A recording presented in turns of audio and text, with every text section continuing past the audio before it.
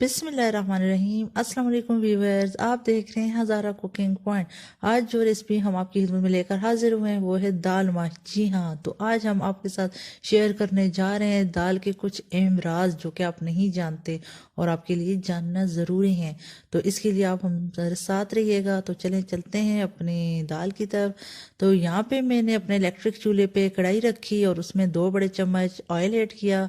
साथ में बारीक कटी हुई नॉर्मल साइज़ की एक प्याज ऐड की और जिसे मैंने लाइट ब्राउन कलर देना है। तो लाइट कलर मस्त देना है ताकि हमारा दाल को जो कलर है वो प्यारा प्यारा है। और यहाँ पे लाइट ब्राउन हो चुके हैं। तो अब मैंने 1.5 खाने का चम्मच यहाँ पे लहसुन का पेस्ट डाले और साथ में 1 खाने का चम्मच हरी मिर्च का पेस्ट डाल के अच्छे से इसे मिक्स करूँगी। और अब इसमें मैंने लाल मिर्च का पाउडर डालना है 1.5 खाने का चम्मच और साथ में आधी से थोड़ा सा कम हल्दी डालनी है चम्मच खाने की। और अच्छे से मिक्स करके और 2 से 3 खाने के चम्मच पानी ऐड करके इसे मिक्स करके ऊपर से ढाँप देंगे।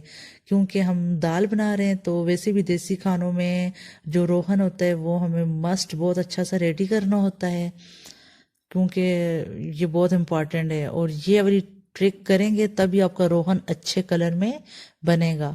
तो अब यहाँ पे हमने अपने टमाटर ग्राइंड किए हुए 3 से 4 अदद थे जिन्हें ऐड कर दिया है और अच्छे से मिक्स करके ढाँप देंगे और 4 से 5 मिनट तक पकाएंगे। और ये हमें टमाटर तब तक पकाने हैं जब तक इनके ऊपर ऑयल नहीं आ जाता। तो ये चीज़ आपने ज़रूर फॉलो करनी है। और स्पेशली यहाँ पे टमाटर आपने कभी भी काट के नहीं डालने, ग्राइंड करके डालने हैं।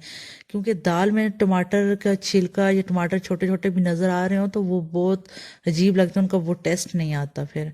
तो माशाल्लाह से आप यहाँ पे देख सकते हैं कि कितना ज़बरदस्त रोगन हमारा रेडी हो चुका है। जो हमने स्टार्ट में लाल मिर्च वगैरह प्याज में ऐड की थी उसकी वजह से जो ऊपर हमारा ऑयल है उसके बहुत मज़े का रेड रेड कलर आ रहा है। तो यहाँ पे मैंने दाल माश जो थी पहले से 90% बॉयल कर दी थी। 2 कप लिए थे जो मैंने, और अब मैंने अपने रोगन में ऐड कर दिए हैं। और अब इसे मैं अच्छे से मिक्स करके ढाँप दूंगी 5 to 8 मिनट के लिए, क्योंकि थोड़ा सा इसमें फ़र्क है वो हो जाए। लेकिन दाल निखरी हुई होनी चाहिए, वो शीरा नहीं बनानी हम लोगों ने। निखरी हुई दाल अच्छी लगती है, वो ढाबा स्टाइल में लगती है। तो यहाँ पे जो हमारा मोस्ट इम्पॉर्टेंट स्टेप है तो उसकी तरफ चलते हैं। यहाँ पे मैंने अपने फ्राई पैन में देसी घी डाला, आप नॉर्मल घी भी डाल सकते हैं। 3 से 4 खाने के चम्मच और 3 हरी मिर्च और 3 से 4 लाल मिर्च डाल के उन्हें हल्का सा इसमें सौटे करेंगे। और फिर साथ ही यहाँ पे 1 खाने का चम्मच ज़ीरा डाला और हल्का सा करके सौटे।